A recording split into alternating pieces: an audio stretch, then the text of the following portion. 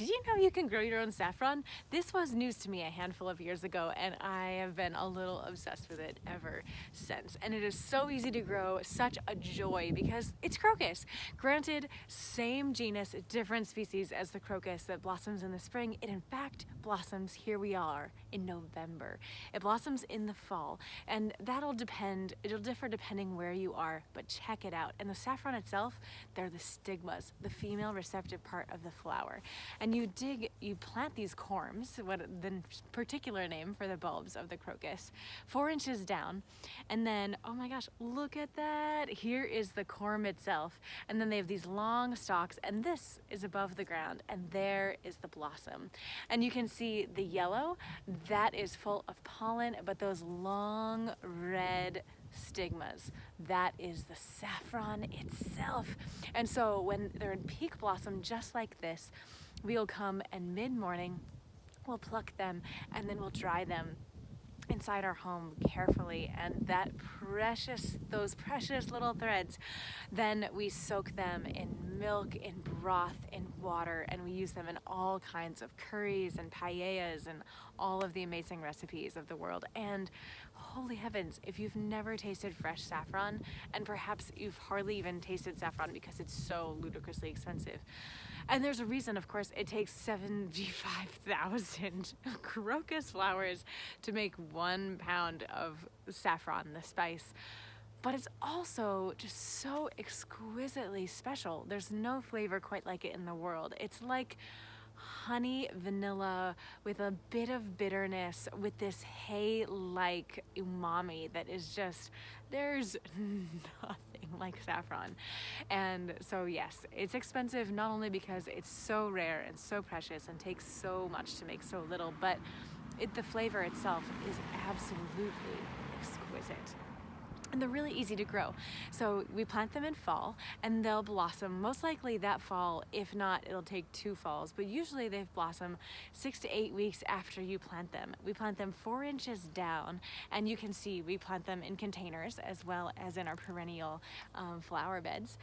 And yeah, they flower in the fall. It's crazy. And then they have all of these beautiful greens. And once they start to die back, you're actually not going to see them until next fall. You don't see them throughout the summer. So many people actually label them in their gardens. We just have them in our perennial flower beds, and then they pop up in the fall, and it's delightful. But you definitely want to keep them in a place where you're not expecting them to be beautiful flowers in the spring and the summer, because you're not going to see them at all. They just do their thing in the fall. Isn't that amazing? And so here's another fun fact about crocus that grow saffron. They are quite hardy. They overwinter without a hitch anywhere zone 6 and warmer. Zone 5 is kind of on the edge. The good news is, and bad news is, climate change is changing our climate. And so increasingly we can overwinter crocus, and even in containers they're marvelous. So it's certainly in these containers, we planted them 4 inches down, 4 inches away from each other, and we have them outside right now, but come like serious snowfall, we're going to be bringing them into, our garage. So 40, 50 degrees is pretty ideal. You don't want it to get too close to freezing. It's technically below 10 degrees Fahrenheit that they really croak, but we found that number is there's just a lot of variables depending on the wind. Yeah. There's not just temperature that is a lone variable in our environment. But the great news is you can totally grow them even if you're colder than zone 6, which we are, and certainly in containers you have 1,000 options, but even mulched in your gardens, I think you won't have too many troubles, friends. So growing crocus is such a joy. One fast little fact: Cleopatra loved to bathe with saffron, and she also would grind up, the Egyptians loved the pigment of red, of ochre, and she would grind dried saffron for her cosmetics as well. So she enjoyed it for supper too. But there's a lot of ways that you can enjoy your saffron. And as always, we are just constantly pushing the envelope. We love to eat because we love to share food we love with people we love.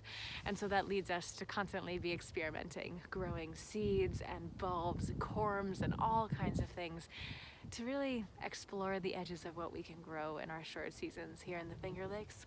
And I am so delighted that we can grow crocus, and I'm so delighted to share these saffron crocuses with you.